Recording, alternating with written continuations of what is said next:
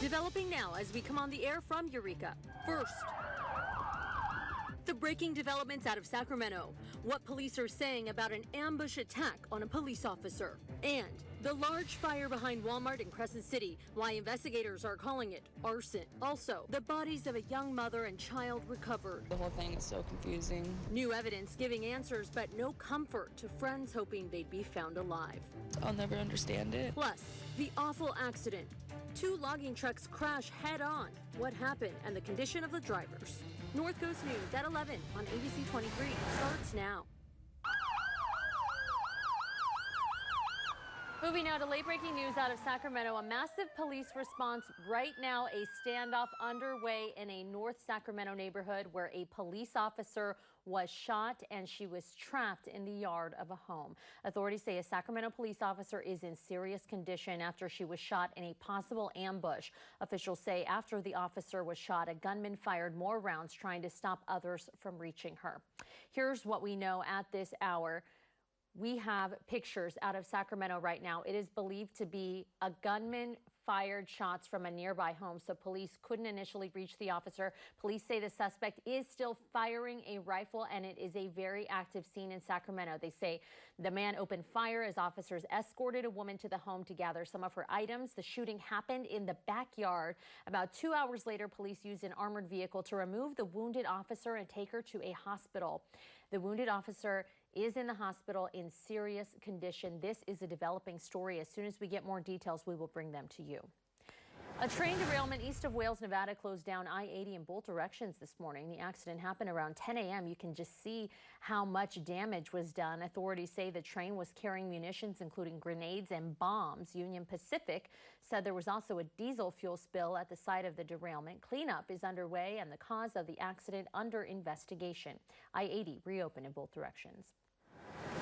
Moving to Mendocino, a Potter Valley man has died after a car crash on Highway 101. According to the California Highway Patrol, it happened yesterday around 5:30 in the evening, just north of the Sonoma-Mendocino County line. The car began to skid out of control, going off the west roadway edge, then back across both lanes before smashing into a rock, flipping over.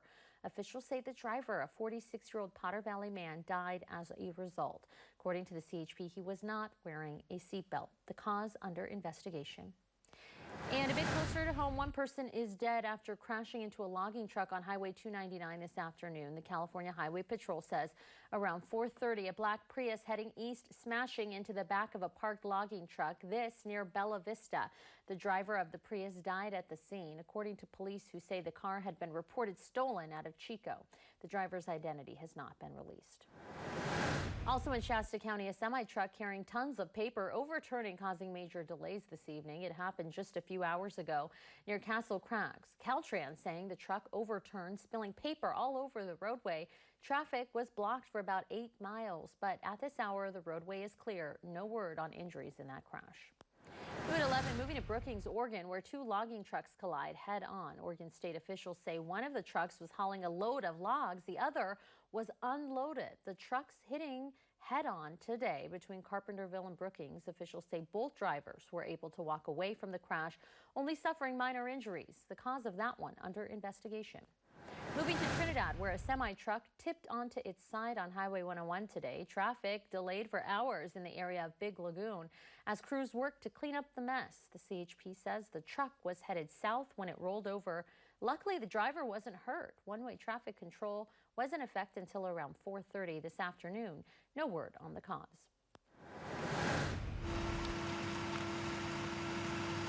And a rollover crash, this one on Highway 299 early this morning. This is what it looked like when we got there around 1 a.m. CHP telling us the driver rolled the car just a few miles outside Arcata. The driver had to be extricated and was taken to the hospital with minor injuries. No word on what caused the crash. Turning our attention to tribal news now, where local tribe members spent a day with Governor Gavin Newsom. Yesterday, Governor Newsom apologizing for California's role in, quote, the systematic slaughter of Native Americans, calling it genocide, saying there's no other way to describe it. Newsom adding that that's the way it needs to go down in the history books. He held a ceremony at the West Sacramento site of the future California Indian Heritage Center. That's where local tribe leaders from Humboldt were present for the emotional event. At 11 today. disturbing story out of Shasta County. A man in jail tonight for allegedly attacking his family with an axe. According to the Shasta County Sheriff's Office, 73-year-old Theodore Luce is accused of attacking his son and daughter with a splitting maul. The children told investigators they found their mom with massive wounds to her head and face. The daughter was able to get away, running to a neighbor's house for help. Luce was arrested, charged with attempted murder. Officials say the mom is in critical condition. The children were injured. No word on a motive. We take you now to crimes and cases out of Humboldt County Court. We start with the case against Hugo Peral Aguirre. He's the man accused of shooting a sheriff's deputy in Ferndale in 2017. According to new court documents, the suspect found incompetent to stand trial, so criminal proceedings suspended for now. The Mexico native has pleaded not guilty to attempted murder, false imprisonment, and assault on a peace officer. It's in connection to the Ferndale shooting that left one person held hostage and a Humboldt County deputy shot in the shoulder. His medical evaluation scheduled for July 11th. He's being held on more than $1 million bail. Now to an update on that homicide in a Eureka apartment. Police making an arrest in the case back in March. New tonight, murder suspect Albert Kress will be held to answer in the killing of Eureka resident Raymond Prudhomme. According to new court records, the suspect appearing in court Monday for his preliminary hearing. Officials say the 64-year-old victim was found dead in a brutal killing back in February on East Street in Eureka. Police say the two knew each other. Kress is now set to appear for arraignment on July 1st. He sits in jail on $1 million bail. And finally, we take you over to the home invasion kidnapping case against Franklin Molina. He's the man that cops say caused a crazy scene in southern Humboldt after an armed robbery and assault led to a multi-county pursuit in December. The suspect is accused of robbing a man and his daughter at gunpoint in the Island Mountain area, allegedly beating and duct taping them with the help of another suspect, then taking off in the victim's car. According to new court records, the suspect appearing in court yesterday for his preliminary hearing accompanied by a translator. The court finding enough evidence to take him to trial. Molina is now set for an information arraignment on July 2nd. He sits behind bars on $250,000 bail. New tonight, also in Humboldt, potential changes to the city of Eureka's anti-panhandling ordinance will have to wait. Eureka City Council was expected to loosen the city's anti-panhandling code at last night's meeting, but it was pulled from the agenda. City Attorney Bob Black says that's because of language regarding to geographical restrictions in the new ordinance referring to intersections and driveways that lead to public venues. Black says city officials want to be sure the language in the new ordinance is, quote, narrowly tailored as possible to serve an interest while still ensuring everyone's safety.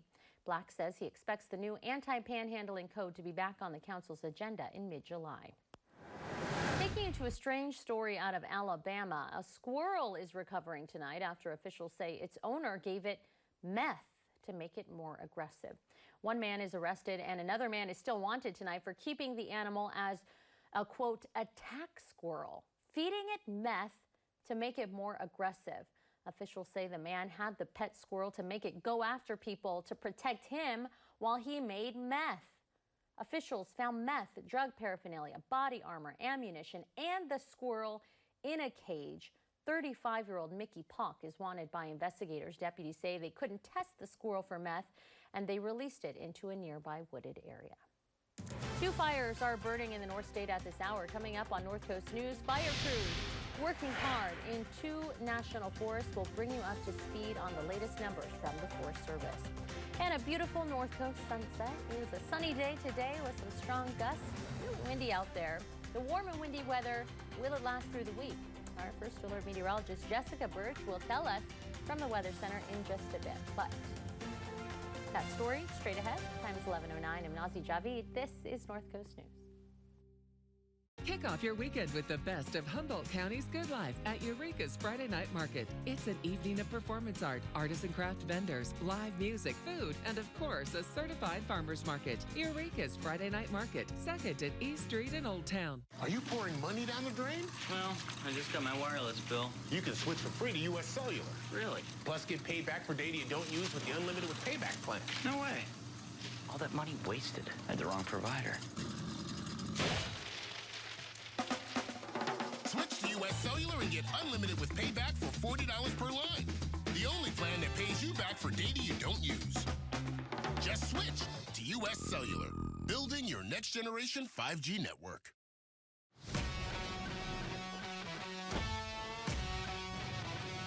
Gonna push it harder, gonna climb up higher. It's like I just can't miss. I was made for this. Drive home F-150 with 0% financing for 72 months. That's over $10,000 in possible savings. Plus, all military members get an extra $1,000 bonus cash. Kick off your weekend with the best of Humboldt County's good life at Eureka's Friday Night Market. It's an evening of performance art, artisan craft vendors, live music, food, and of course, a certified farmer's market. Eureka's Friday Night Market, 2nd at East Street in Old Town. When severe weather puts your family in danger, the First Alert Weather Team is there for you. We don't just report on our communities, we're a part of them. We care. North Coast News, severe weather first.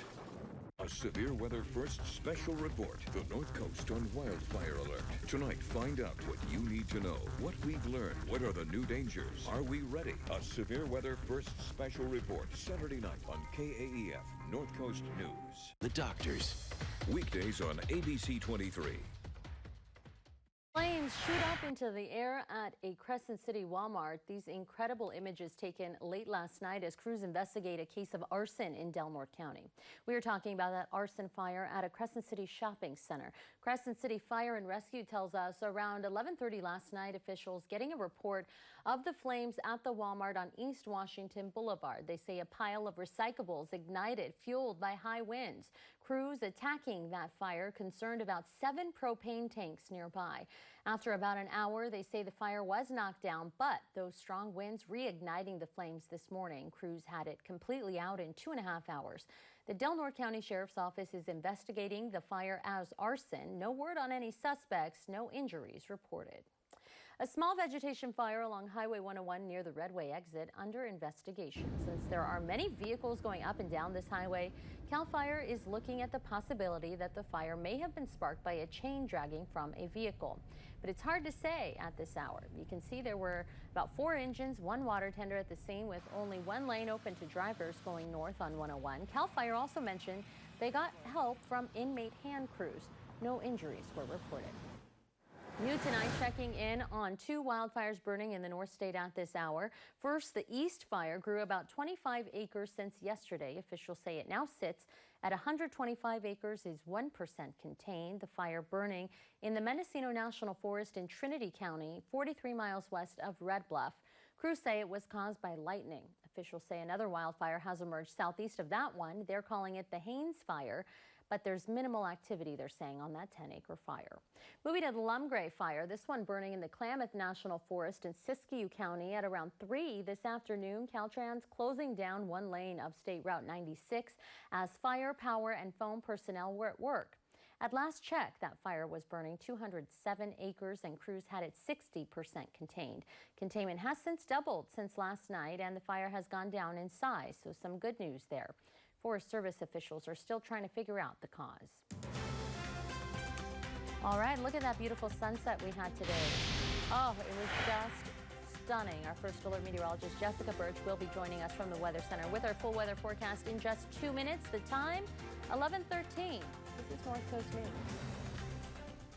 The first time I saw Jessica forecast the weather, I was thoroughly impressed. She seems to have a natural ability for broadcasting. I'm really excited to join the weather team just because I love giving accurate and precise